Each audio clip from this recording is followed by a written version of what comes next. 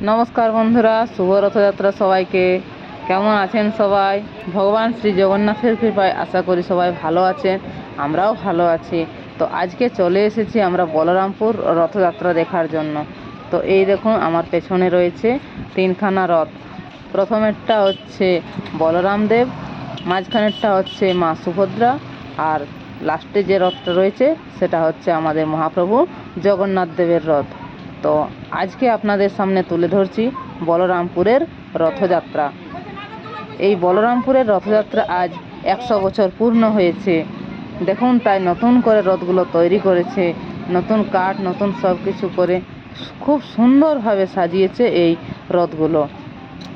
এই রথে চড়ে আমাদের মহাপ্রভু শ্রী জগন্নাথ দেব আজকে মাসির বাড়িতে গমন করবেন।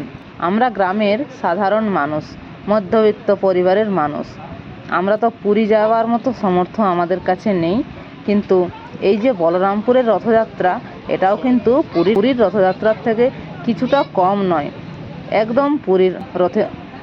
এই বলরামপুরের রথযাত্রাকে পুরীর দ্বিতীয় পুরী বললেই হলো। যেরকম ভিড় সেই রকমই মেলা। মহাপ্রভুর যে যাত্রা দেখার জন্য মানুষের যে ভিড় কী পরিমাণে হয়, তার সম্পূর্ণ ভিডিওটা না দেখলে আপনারা বুঝতে পারবেন না।